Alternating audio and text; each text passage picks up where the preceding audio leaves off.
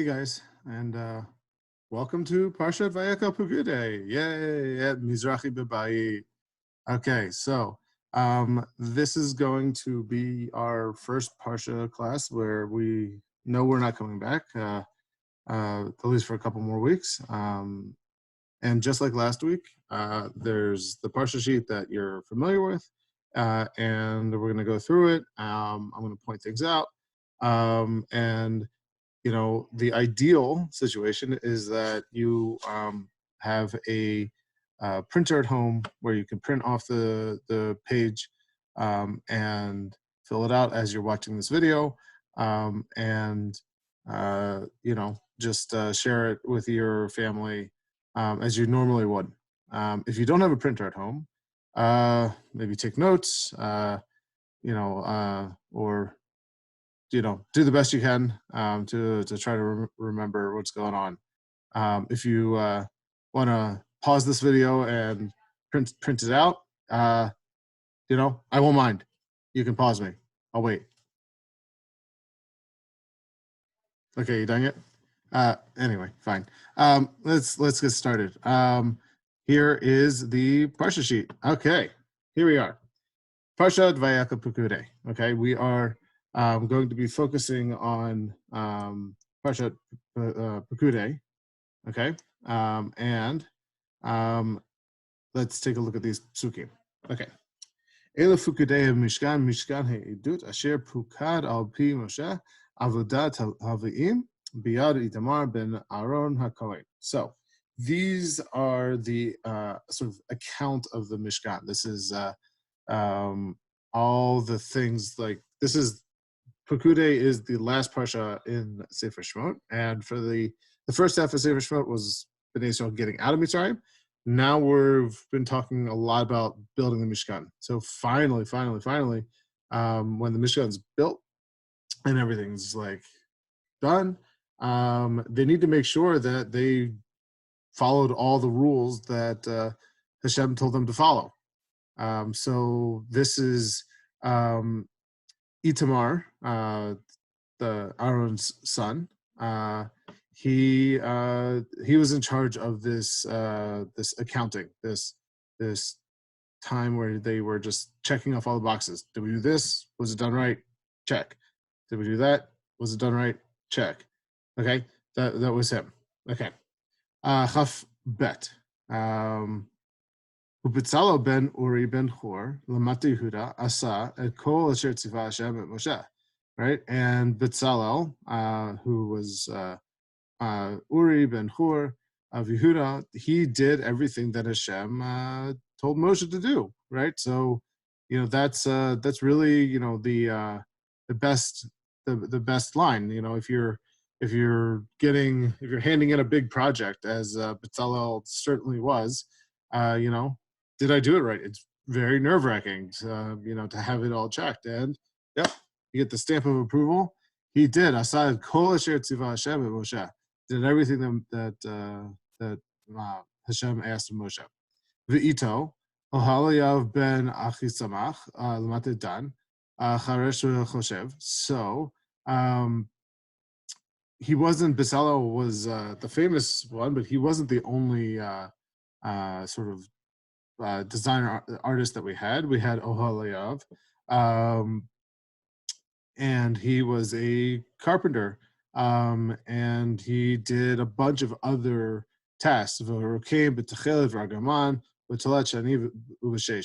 he knew how to embroider with techelet and argaman. So techelet is the blue wool, argaman is like purple, and tolat shani is sort of the crimson red wool, ubashesh, and fine linen. So you sort of get this impression that Betzalel was this like big idea guy. He had he knew what it should look like. He had these grand ideas, but he didn't really know how to do it. But Oholiav, he had all the techniques. He was skilled in very different hands-on things. But it wasn't really his idea of what to do. He just knew, all right, once you give me a task, I can do it, but I'm not good at coming up. So they really create a good team. Bezalel coming up with the big ideas, and Oholiav sort of making them happen. Okay, so let's take a look at Rashi. So there's the Dibor Matchil. Okay, so again, the quote from the pasuk is Mishkana Edut. So let's just take a look back at the pasuk, the first pasuk over here. So when describing the Mishkan and setting this whole part up, Vayakhel-Pekudei Mishkan, Mishkan Edut. It's a Mishkan of testimony. So we may not be familiar with this word testimony. We don't use it very frequently in our day-to-day lives. But basically, when you someone goes to a courthouse and they want to know what happened, and you have a witness come to the stand and say, "I saw, Billy Bob. He did that thing that you think he did. I was there. I saw it." That's testimony. Okay, so this Mishkan Edut, this Mishkan is testimony. Testimony of what? It's strange. So that's what bothers Rashi. So let's take a look at this. Edut Yisrael. It's testimony for Israel.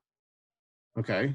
So what do we need proof of? What are we looking for? Okay, so again, so this is typing in English. Let's change that. There we go. We'll switch it over. Okay.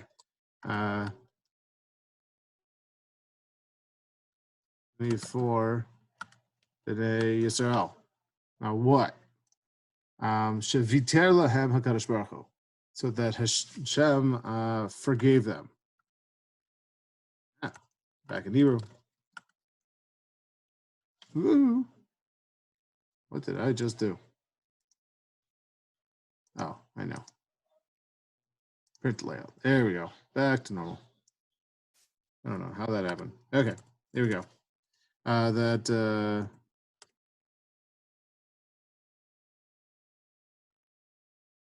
forgave them.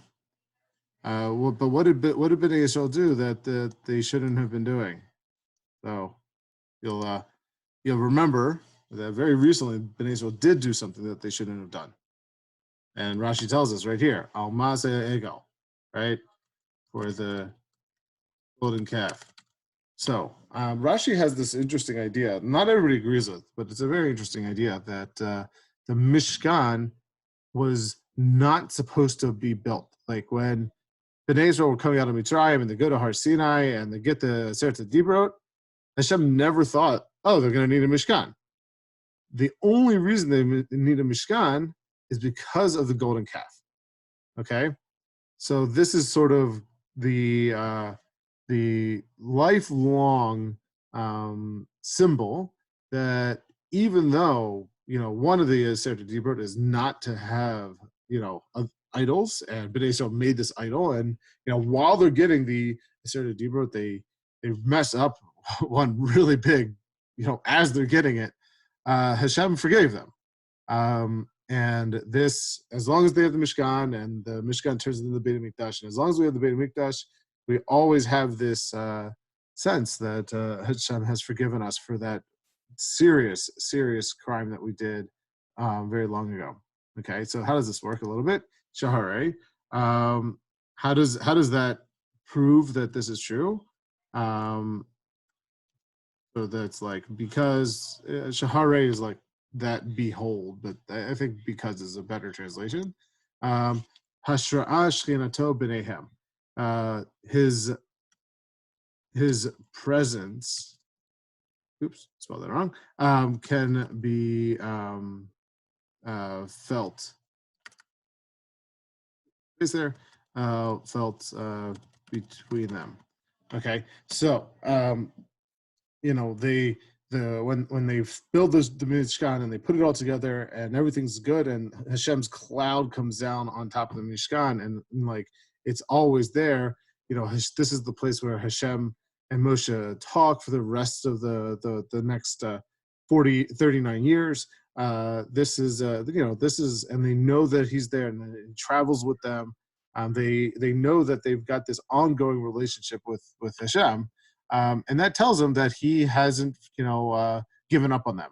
So this is a really nice, idea that, like, when you, um, if you do something really, really bad, you know, to a friend, and that friend just doesn't want to be, around you, or you don't want to be around someone who's hurt you, like, that makes sense. Like, you don't want to spend time with them.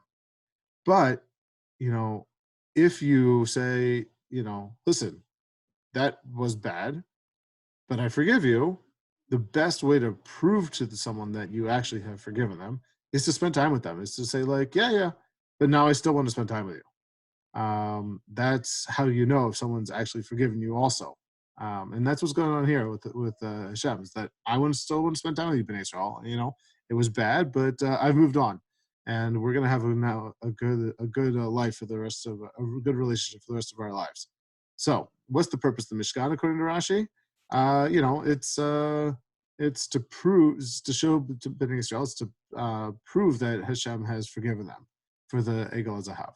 And how's this testimony? Because it's the proof, right? It's like the symbol of that witness standing in the court saying, I saw this happen. That definitely happened because I was there.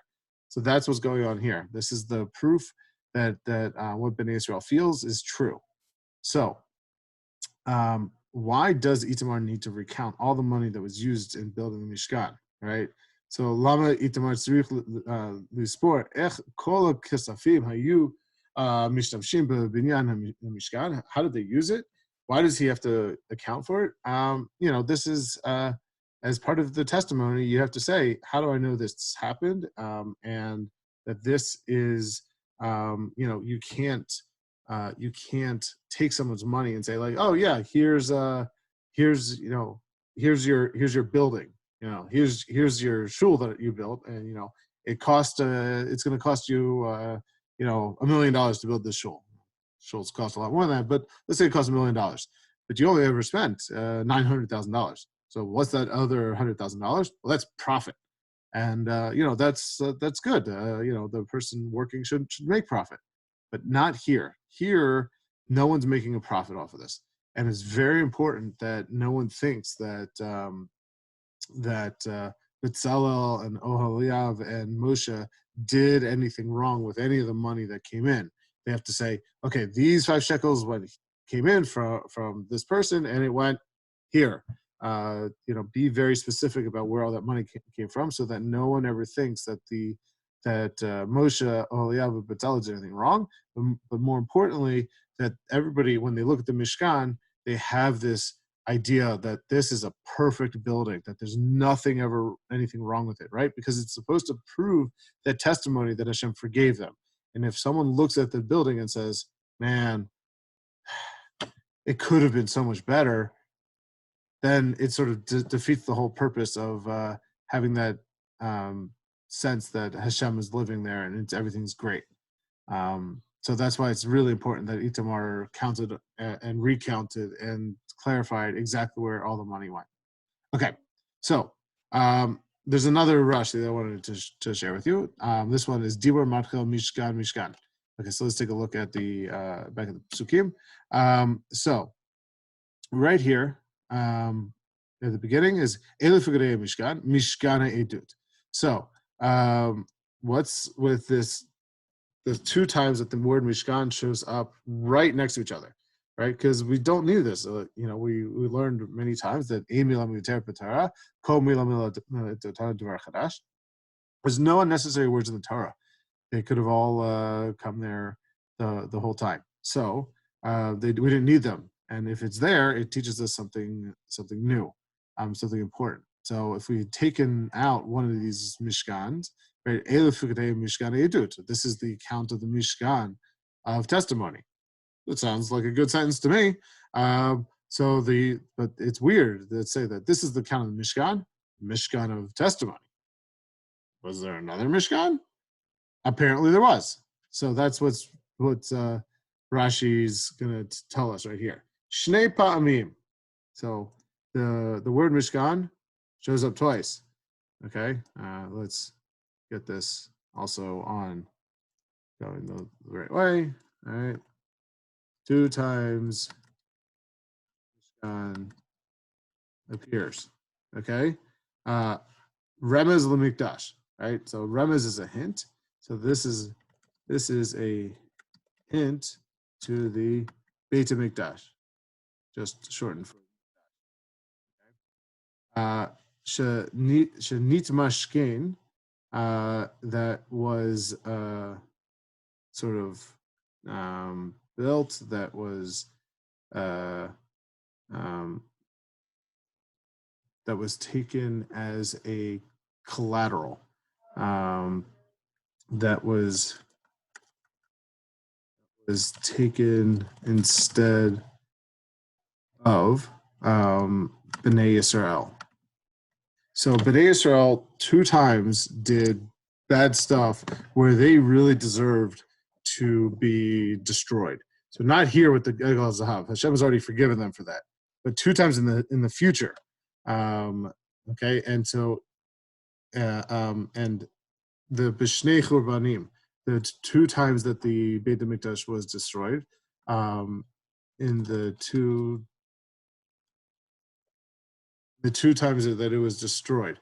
So, each time that there was, that they were stealing, that they were doing improper stuff, that they were killing each other, that they were not observing the mitzvah ben adam l'chavero, those 2 times, Bnei Israel's actions were so bad that all of Bnei Israel should have been wiped out and destroyed.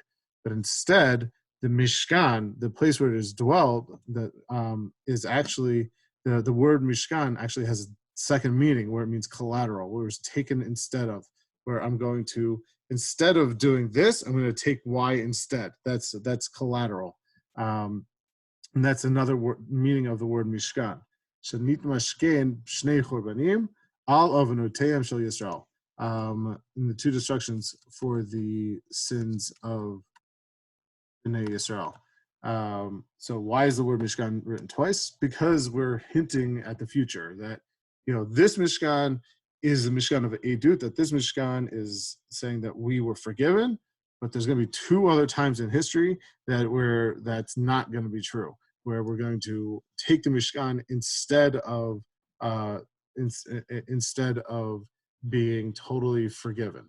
But the point is that there's only 2 times. However, so we're waiting for the 3rd Beit HaMikdash now. And when that 3rd one is built, it will never be taken from us. And we won't need it to be taken as a collateral either. So when that 3rd one comes, that's it, no more. So that's what Rashi is teaching us right out of the parsha. Okay, so let's look at Pirkei Avot. This comes from towards the very end of Pirkei Avot.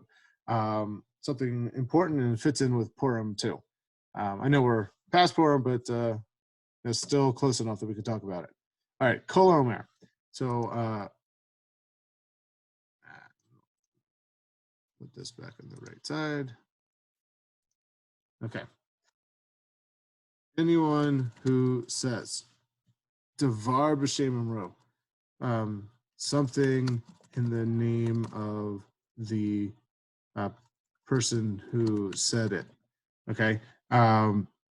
So basically what happens, if you hear someone say something really cool, and then you're like, that's really great, I got to remember that, and then you say it, you should quote who you heard it from. So if you say, something, like, there is no try. There, that's Yoda, that's Star Wars. If you're quoting someone, you should say who you heard it from. And if you do, you bring the redemption to the world. So you make the world a better place.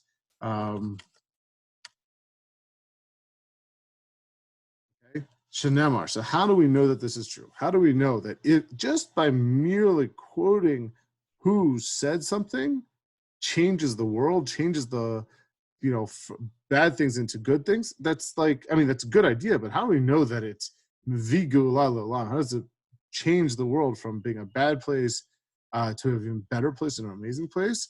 Shnamar, as it says, okay, and this is a quote from Megillat Esther, the Tomar Esther Lamelech. Okay, so we can figure out the Shem Guf and the Vav Hipuch there, the Sharash. So Esther said to the king, B'Shem Mordechai.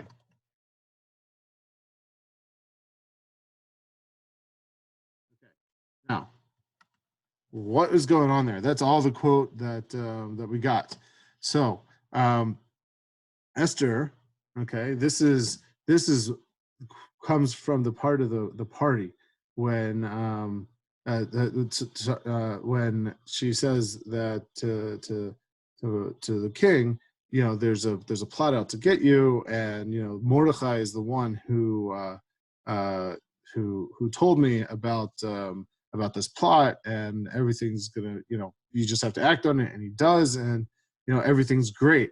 And Mordechai's name gets written down in the book, and later on in the story, when he can't sleep and the book opens up to the story, and he reminds you of the story, and then Haman comes up with his plan. Oh, this is how you honor the person who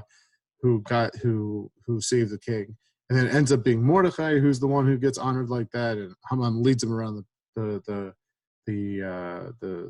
city. The whole plot, the whole story changes because of that story being in the Divrei Yamim, the book which recorded everything. But why was that story there? The story was there because Esther told the king about the plot, but she remembered to mention one very crucial detail, that it was Mordechai who told her all that information. So why is it important to give credit? Because you can really change the whole world, right? Like, this is in that story, things were going one way, and if when that story opened up when Achashverosh opened the book and read that story, be like, yeah, Esther, she's a good one. I like her a lot. But because Mordechai's name was there, he goes, yeah, did we ever do anything for Mordechai? We should do something for Mordechai. Haman, what's your idea? And then goes on to saves the whole country because of that. That's how Mordechai became popular. That's how Mordechai got his name got brought into the king. So it's important to give credit, not just because the person who said it would like you to do it, but it can really change everything, and you don't even know where it's going to go when you do. And so what happened because Esther mentioned Mordechai? Bnei Israel were saved because Esther mentioned Mordechai. And so that is the proof for this idea that if you quote someone who says something that you liked and you want to say, yeah, I heard it from Mordechai, it can really bring redemption to the world. It can really bring change life. Anyway, so we are now done, and that's Parsha for this week. I will see you guys on Monday, Monday afternoon for our next Zoom class. Hope you have a great Shabbos, and we'll talk to you later. Bye.